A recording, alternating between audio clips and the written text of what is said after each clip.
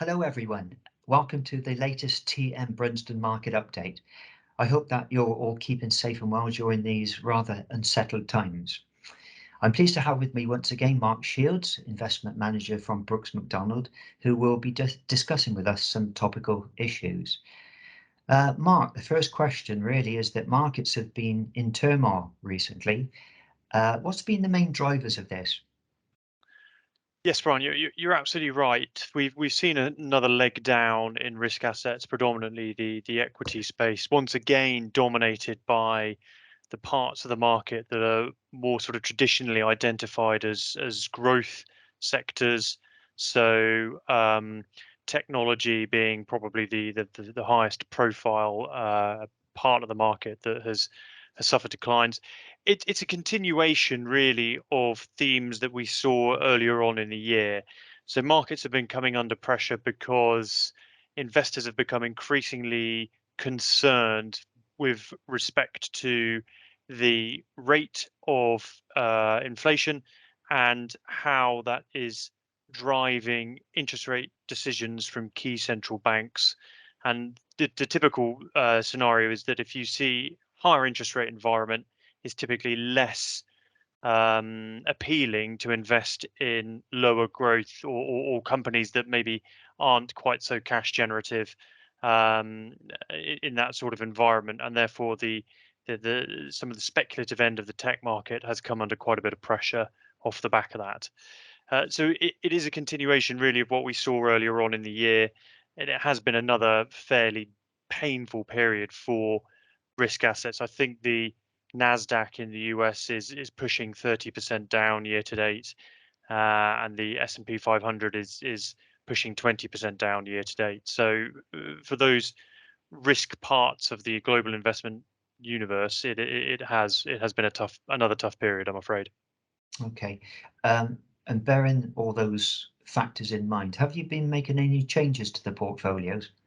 We have made a few changes to the portfolio. So we have slightly tweaked some of the positioning with regards to assets that we don't necessarily have a particular conviction on. So a good example of that is Japan. We've traditionally held a fairly growthy focused fund in that space, which has provided us with some historically with some very good returns. But we don't quite have the conviction we once had within Japan. So we've replaced that with a tracker.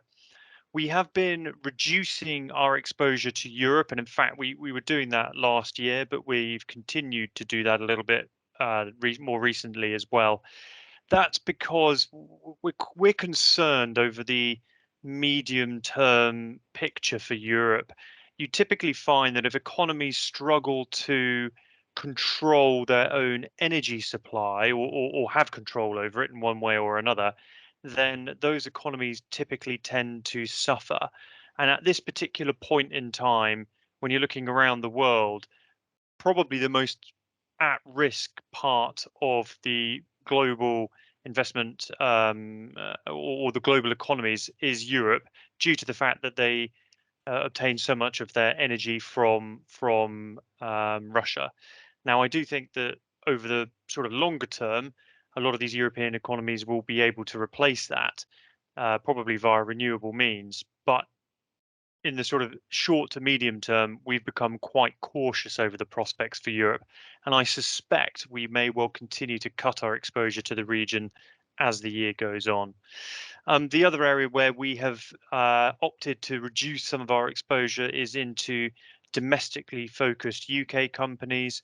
We still think that large cap UK companies are looking compelling because they're sitting at a bit of a discount compared to their global peers, but we're becoming a bit cautious as well with regards to UK. UK is facing some similar headwinds to Europe. We do have more control over our energy supply, but we're going into a cost of living crisis. We've got the spectre of Brexit keeps rearing its head. And there's some other factors at play that make us think that more domestically focused UK companies are probably not where you want to be in the short to medium term, and we see better opportunities elsewhere. Okay. So what events up ahead could lead to a market turnaround in your view? Yeah, I mean, obviously, the market's really, I think, focusing on three main factors at the moment. The biggest one is the outlook for interest rates from central banks, predominantly the Fed. The next one is the situation in Ukraine, and the third one is the situation in China with regard to their zero COVID policy and the lockdowns that they are currently implementing.